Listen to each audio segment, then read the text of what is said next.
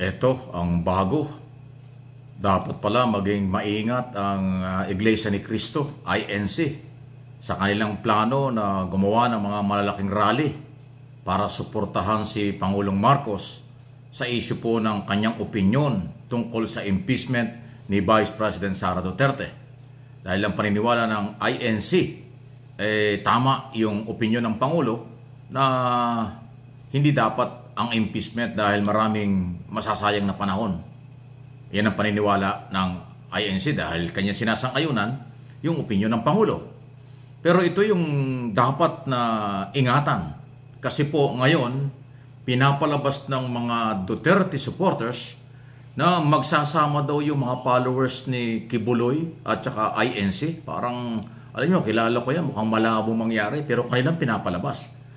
Yung grupo daw ng Kingdom of Jesus Christ, mga followers ni Kibuloy, although hindi naman marami yung mga yun kakaunti lang sila, sasama raw sa rally ng INC. Pwede kayang mangyari yun? Naku, kaya ngayon pa lang sinasabihan na natin ng INC, hindi naman siya nakikialam. Aba, dapat ho magbantay kayo, baka masingitan kayo ng iba ang layunin. Kung yung magugunita, sa nakaraang mga rally ng si Kibuloy ay hindi pa nahuhuli, yung Kingdom of Jesus Christ na kanyang mga member, ang kailang rally at ang panawagan, Marcos resign. Pagpapabagsak kay Pangulong Marcos. Natigil lang sila nang mahuli na ng grupo ng PNP si Kibuloy sa Davao. Kaya nagdeklara sila na wala na silang sasalihang rally. Pero ngayon, pinapalabas ng mga DDS, Duterte bloggers at supporters, na sasama daw yung kampo ni Kibuloy sa INC. Mukhang isang malaking patibong ito. Alam niyo bakit? Ang kampo ni Kibuloy, nung araw pa, matindi ang banat nito sa Iglesia ni Cristo. Magkakaiba ang kailang paniwala sa relihiyon. Tapos ang kailang ipinaglalaban ay matanggal si Pangulong Marcos, resign Marcos, tapos sasama doon sa INC na ang layunin ng Iglesia ni Cristo na kailang rally na kailang gagawin ay para suportahan yung opinyon ng Pangulo. So magkaiba. So ngayon pa lang may nanggagamit na. Ngayon pa lang po ay meron na hong pakulo sila para lang ipakita na sila'y marami. In other words, gustong gamitin ng Duterte supporters yung pwersa ng INC. At pag sinamahan ito ng kakaunti naman yung kampo ni Kibuloy, abay magkakakulay yan. Pero sa akin pong personal na opinion at analysis, dahil kilala ko yung kampo ni Kibuloy, wala silang ganong kalaking pwersa. Napatunayan naman sa mga rally nitong mga nakaraang taon.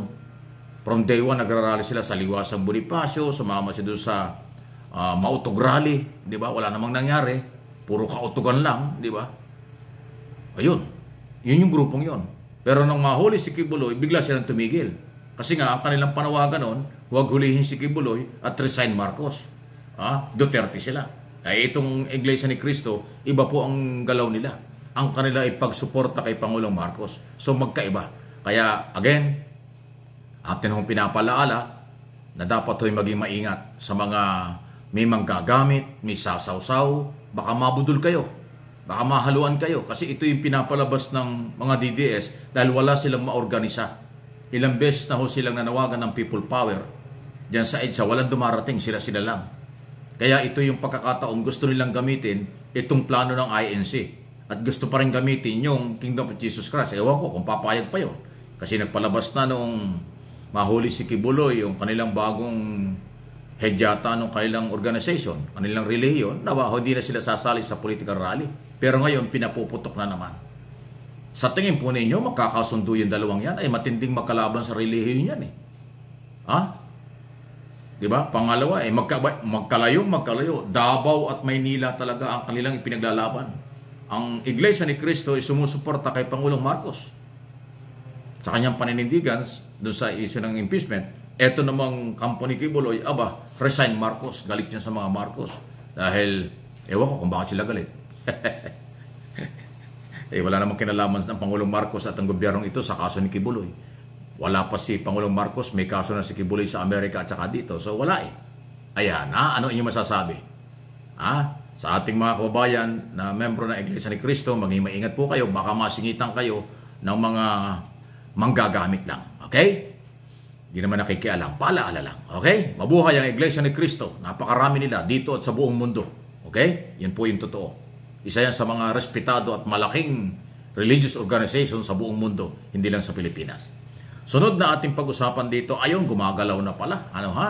Yung kasong sedition to inciting to sedition na isinampa ng Criminal Investigation Detective Group, CIDG, under General Nicolas Torre III. Laban po sa mga taga-SMNI, vlogger, at yung pong mga opisyalis ng Kingdom of Jesus Christ. Kasi, kung di ako nakakamali, last Friday or Thursday, nag-file na po ng counter affidavit o sinumpa ang salaysay yung mga inakusahan ng PNP. Yan sa sedition, kaugnay nga po nung kaguluhan nung August-September, 2 linggo, 16 days, na matinding paninira at siraan ng operasyon ng pulis na sinisiraan itong mga vlogger at SMNI at saka po yung Kingdom of Jesus Christ. Kaya nga may pagka-rebellion, kaya nga sedition ng kaso. Okay? So gumagalaw na. Dahil hindi naman nila pwedeng tanggihan yan. Although ang statement ng mga inakusahan at kinasuhan ng sedition, inciting to sedition, harassment lang daw. Pagka kayo mga haras, magagaling kayo. Pag kinasuhan kayo, harassment. Yung kaso, rule of law, pagpapatupad ng batas. Kung sa tingin ng mga otoridad, meron kayong pananagutan. Ang tingin ng PNP, hindi lang ng CIDG, kayo ang nangharas sa PNP nung hinuhuli si Kibuloy diyan sa inyong compound. Kayo yung mga nanlait at kayo yung merong pagkasedisyon, nanawagan pa kayo ng people power, di ba? Wala naman dumating na tao. Dahil wala naman silang power at people. Kaya walang nangyari.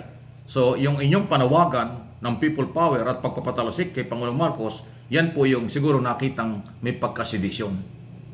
Sa sobrang galit nyo sa gobyerno na hindi natin malaman kung bakit, dahil ba si Kibuloy inakasuhan. So, yan po yung pinag-umpisahan.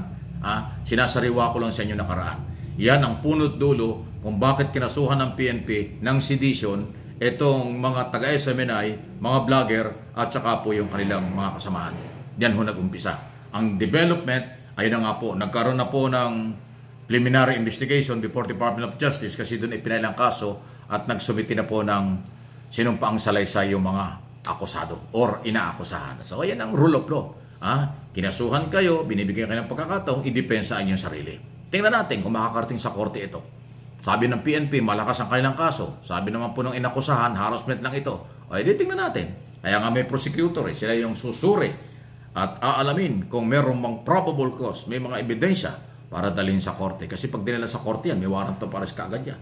Pag na-justify ang sedition to inciting to sedition, hindi hupang karaniwang kaso yun pagpapabagsak ng gobyerno, kaya nga sedition. Ayan. So, yan ang umiiral ngayon. In-update ko lang kayo, kakala nyo kasi wala na yung issue.